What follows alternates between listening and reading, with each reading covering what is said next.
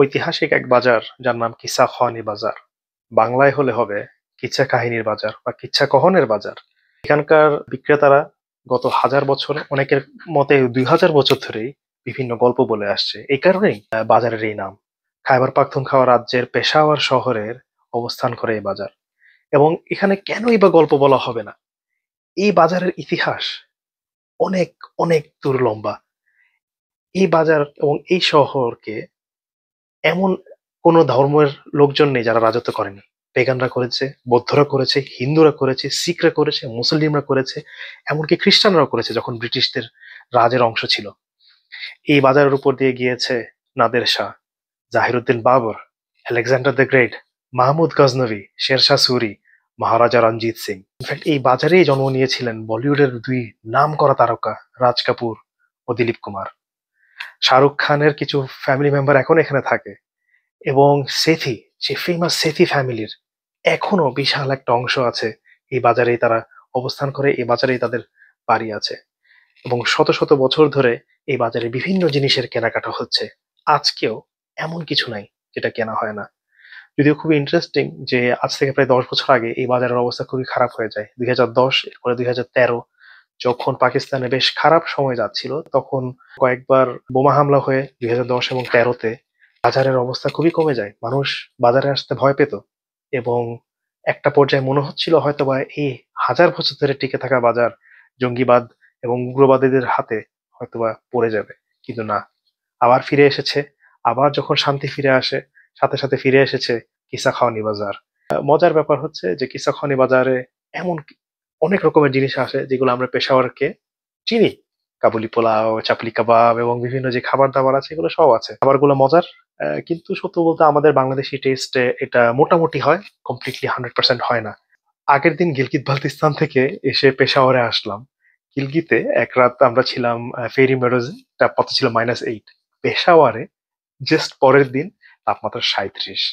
মানে আমাদের বডি একেবারেই এটার জন্য রেডি ছিল না।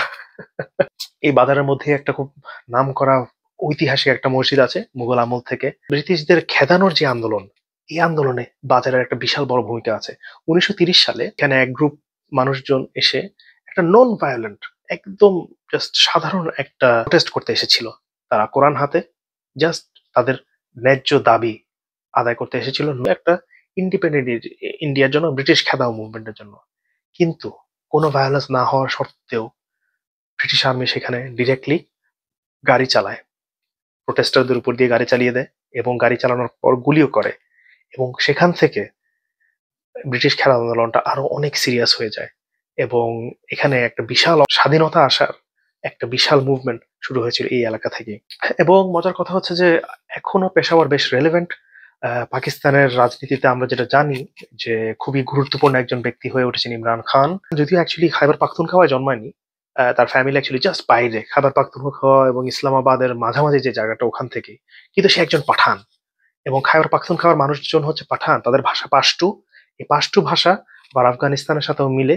এই কারণে আফগানিস্তানের একটা কনসুলেট আছে পেশাওয়ারে, যেখান থেকে খুব সহজে আফগান ভিসা পাওয়া যায়। যে কেউ যদি টুরিস্ট হিসেবে বেড়াতে চায় সেখান থেকে সাধারণত ভিসাটা নেওয়ার জন্য এনকারেজ করা হয়। জাস্ট কয়েক ঘন্টায়, 2 ঘন্টায় মনে হয় চলে যাওয়া যায় তোরখাম বর্ডারে, যেখান থেকে আফগানিস্তান যাওয়া যায়। এবং খাইবার পাখতুনখাওয়ায় ইম্পর্টেন্সটা এখানে যেখানে হচ্ছে, এখানে ইমরান খানের একটা বিশাল সাপোর্ট। এবং কারেন্টলি আমরা যখন গিয়েছিলাম মে মাসে, তখন এটা জাস্ট ইলেকশনের পরপর সবকিছুই খুব থমথমে। যদিও ওভারঅল ইমরান খানের পিটিআই কে ওপেনলি সাপোর্ট করা কিন্তু নিষিদ্ধ করে দিয়েছিল পাকিস্তান সরকার। এমনকি তাদেরকে, তাদের নাম দিয়ে তারা কিন্তু ইলেকশনে যেতে পারেনি। তারা গিয়েছিল সবাই স্বতন্ত্র হিসেবে, তাও সবচেয়ে বেশি ভোট পেয়ে সবচেয়ে বেশি সিট পেয়েছিল ইমরান খানের পিটিআই এর যে মেম্বাররা তারা। এবং একটা পর্যায়ে গিয়ে তো ভোট কাউন্টিং বন্ধই করে দেওয়া হয়, যে কারণ মনে হচ্ছিল যে তারাই জিতে যাবে। কোনো মতে একটু ইলেকশনিয়ারিং এবং ম্যানেজমেন্ট করে অন্য দুটো পার্টিকে কোয়ালিশন করায় করা হয় যেন পিটিআই পাওয়ারে আসতে না পারে।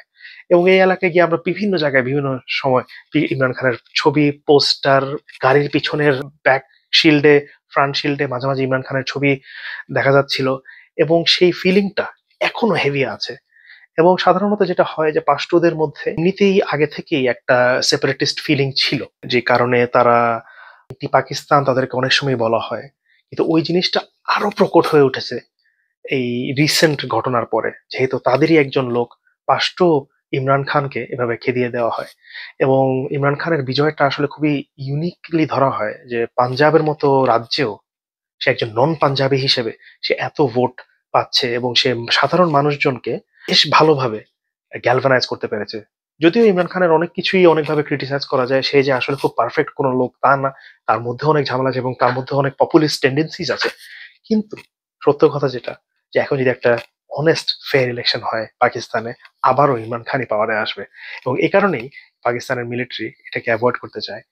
সো এই একটা ব্যাকড্রপে আমরা পেশাওয়ার যাই। পেশাওয়ার মাত্র ওই ইসলামাবাদ থেকে 2.5 ঘন্টা দূরে, কিন্তু কমপ্লিটলি একটা ডিফারেন্ট পিকচার। ইসলামাবাদ হচ্ছে একটা modern city, almost western city, গেলেই মানে একটা পশ মানুষদের জায়গা। পেশাওয়ার হচ্ছে একটা ভেরি কনজারভেটিভ একটা জায়গা। কিন্তু খুবই ইন্টারেস্টিং। বাংলাদেশে আমরা যেটা সাধারণত মনে করি যে কনজারভেটিভ মানুষজন একটু নন কনজারভেটিভ মানুষজনের প্রতি একটু নেগেটিভলি তাকায় বা তাকিয়ে থাকে বা আনকমফোর্টেবল ফিলিং হয় অনেকের।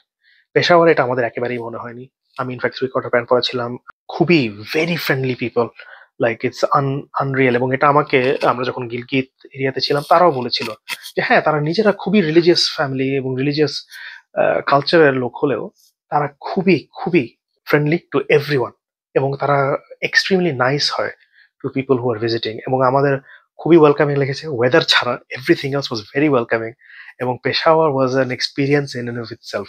আমার মনে হয় যে কেউ যদি পাকিস্তান যায়, পেশাওয়ার যাওয়াটা একেবারে উচিত। ইনফ্যাক্ট ইসলামাবাদ থেকে এটা ডে ট্রিপ করা যাবে।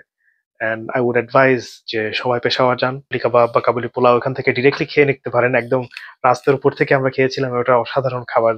এবং তারা সবসময় আমাদের আলাদা একটা জায়গা করে দিবে খাওয়ার জন্য, আপনি একটি টুরিস্ট হিসেবে বেশ ভালো সার্ভিস পাবেন।